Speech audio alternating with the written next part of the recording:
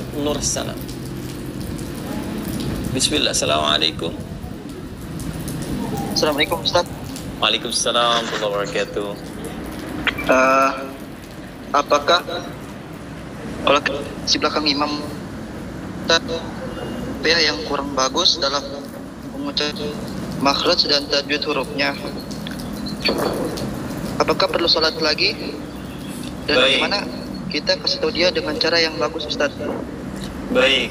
Yang pertama saya imam di masjid di sini mau diberitahu juga, kayaknya takut dia tersinggung. Bagaimana sholat di sini juga tidak seperti, karena di sini juga dia siap bersihkan, dan di sini juga orang Ustaz menyampaikan fikih imam gitu. Apakah sholat di belakang imam seperti itu tetap sah? Baik. Dan bagaimana cara menyampaikannya, Ustaz? Baik, saya akan ulangi pertanyaan Anda supaya saya tidak keliru menangkap apa yang Anda sampaikan. Ya, saya ingin memastikan terlebih dahulu.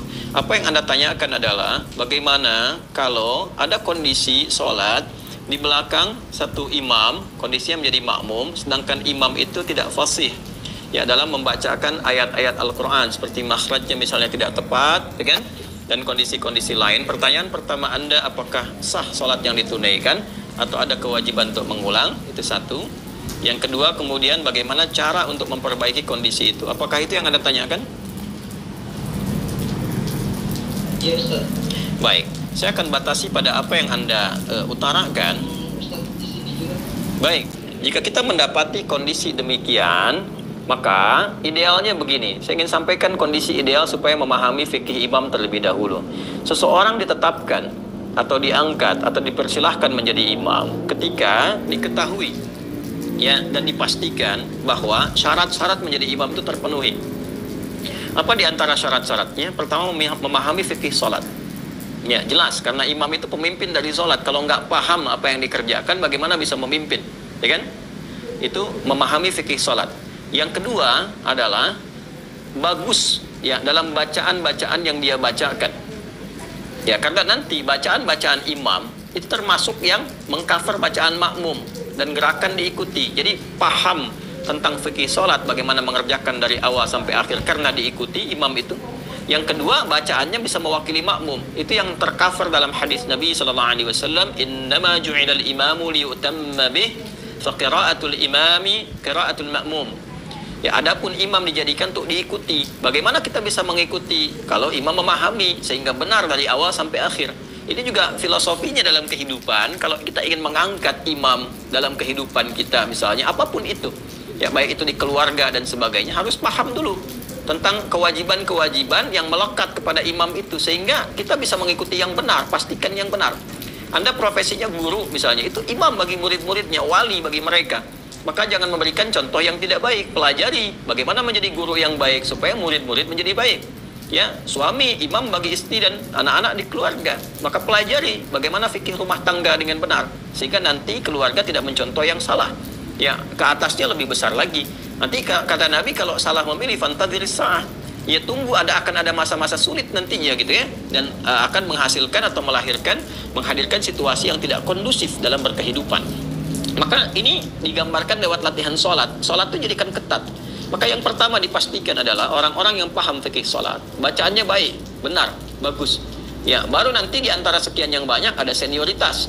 Siapa yang paling senior, yang pengalamannya banyak? Kan yang paling senior itu kalau paham fikih sholatnya, bacaannya cukup baik, gitu kan? Nah, kemudian baik itu ukuran tajwid ya, bukan ukuran lagu. Ingat, baik itu ukuran tajwid, bukan ukuran lagu. Kadang ada yang irama lagunya bagus, tapi kadang-kadang dengarnya telinga kita panas gitu. Telinganya nggak enak dengar. Kenapa? Karena makhrajnya itu berantakan, sifatnya berantakan. Ini berpengaruh juga. Ya, jadi yang dimaksud ukuran tajwid. Kalau udah ada bagus misalnya dari ukuran fikih salatnya, kemudian bacaannya bagus, lihat dari faktor usia. Ya, usia ini sangat menentukan, karena semakin dia senior, ya usianya semakin di atas kita, itu kan sudah makin lama sholat. Semakin banyak lama sholat, semakin jauh hubungannya dengan Allah terpatri. Ya, semakin kuat dia, semakin terhubung dengan Allah, semakin cepat doanya terkabul. Itu diantara makna-maknanya. Ya. Nah, kalau ada 3 kondisi ideal ini, selesai. Makanya sebelum menentukan imam itu, ya, maka harus dipahamkan dulu tentang fikih imam.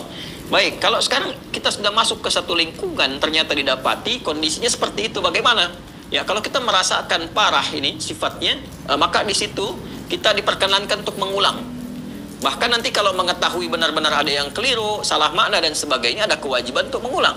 Ya, kondisi-kondisi demikian. Adapun bagi makmum yang tidak tahu, ya sudah berjalan seperti biasa, makmumnya nggak ngerti gitu. Yang tahunya pokoknya ini yang terbaik, ya. Maka mereka ma'dzur. Ya, ditoleransi itu karena ketidaktahuannya. Rufi'al qalam, ketidaktahuannya. Tapi bagi Anda yang tahu, setelah Anda mengulang salatnya, Anda punya kewajiban untuk memberitahu bagaimana caranya. Kembali ke Quran surah ke-16 ayat 125. Pelajari karakter orangnya. Ya, kadang-kadang kan ada orang yang sudah merasakan dia benar, sudah lama kan, sehingga kalau sesuatu yang sudah mengakar lama itu kadang tidak mudah untuk diluruskan. Maka caranya bagaimana? Ya, caranya Anda bisa mendatangkan orang lain yang lebih fasih, lebih baik dengan mengusulkan. Bukan mengusulkan untuk mengganti. Ya, mengusulkannya bagaimana? Misalnya tentang kita belajar. Ya, diusulkan oleh Anda bagaimana kalau kita belajar jangan hanya imamnya yang pandai bacaan. Ya, dengan cara yang baik. Kami juga ingin pandai-pandai bacaan supaya bisa jadi imam di rumah dan sebagainya. Anda usulkan. Boleh nggak kalau kita ngaji dengan ustadz-ustadz kita mengundang untuk mengajari kami, kalau imam tidak sempat punya waktu semuanya. Jadi imam juga merasa terangkat, terhormat, kita datangkan yang lain pada saat yang bersamaan ketika datang orang yang mengajar, imamnya ada atau diperkenankan kemudian membaca sholat, dia bisa mengerti, itulah memahamkan dengan hikmah. Ya, tidak, dan kita ingat ya, memberitahu orang yang belum tahu itu ya bukan dengan cara yang kontraproduktif. Ya, apa dengan misalnya menghukumi atau mencaci atau misalnya berprasangka negatif, itu jauhi semua itu. Ya, orang belum tahu itu diberitahu, dan cara memberitahu itu ada sendinya, ada jalannya juga. Saya ingin ambil contoh begini, kasusnya agak mirip-mirip dengan apa yang Anda alami. Ini saya alami sendiri, karena itu saya berbagi dengan Anda. Satu kali saat saya awal datang pertama ke Indonesia, ada satu tempat tuh yang saya bimbing. Itu tempat itu ada berkumpul pejabat-pejabat gitu, yang rata-rata juga sudah pensiun. Nah, kadang lupa jabatan dunia itu dikiranya itu juga sama dengan jabatan akhirat. Jadi kalau di kantor jadi imam, di masjid jadi imam. Nah, ini yang menarik, begitu awal saya datang ke situ, wah ini menarik nih, ada persaingan imam positif tuh, bagus menurut saya. Ini kita kalau melihat dengan rahmat itu, ya semua ada peluang kebaikan. Wah ini bagus sih saya pikir. Ya, Masya Allah, ini pengen di kantor imam, di masjid pengen jadi imam. Hanya kadang-kadang gitu, telinga kadang panas kok dengarnya begini. Ada yang keliru, ada yang macam-macam. Lalu saya coba sampaikan, karena kita datang kan untuk mengajar, Ustadz gitu kan, sampai ke situ. Ya, Masya Allah Pak, saya bilang, Bapak luar biasa jadi imam. Ya itulah Ustadznya. Hanya begini saya sampaikan, Pak. Jadi imam itu kan ada kualifikasinya, ya, ada syarat-syaratnya. Bacaan-bacaan kita itu harus baik, harus memahami, dan jawabannya juga bagus. Justru Ustadz, saya ini jadi imam supaya tahu kalau saya salah bisa dibenarkan makmum. Nah ini berarti masalahnya fikih. Ada keinginan jadi imam, cuman belum tahu jalan. Kita apresiasi itu. Saya bilang bagus Pak. Nah supaya bapak pilih yang mana? Banyak dibenarkan makmum atau bapak nggak usah dibenarkan oleh makmum? Ya tahunya harus bagus. Nah, saya berikan caranya Pak, tipsnya. Bapak jadi imam, ya, yang nggak akan dikoreksi oleh makmum. Ya, sambil menunggu itu kita mantapkan juga supaya bacaan bapak lebih bagus. Mau tuh? Caranya bagaimana Ustaz? Hari ini saya akan tempatkan bapak tetap dalam posisi imam, karena saya diperkenankan untuk mengatur di masjid itu. Ya, saya bilang Pak, bapak tetap jadi imam, nanti spesial zuhur dan asar. Zuhur dan asar. Maghrib, isya, subuh, ya, itu nanti saya dan santri yang pimpin. Jadi bapak nanti sambil bapak ngimamin, saya berikan waktu spesial untuk tahsin, ya, sama santri-santri ini supaya disupport. Pokoknya bapak senang baca apa, itu kemudian kita supportkan dulu.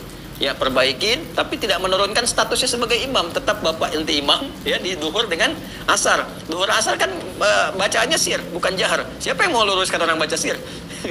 Jadi ya itu dia baca pokoknya duhur dengan asar jadi imam. Jadi kita nggak turunkan statusnya, tetap sebagai imam, saat bersamaan tingkatkan kualitasnya.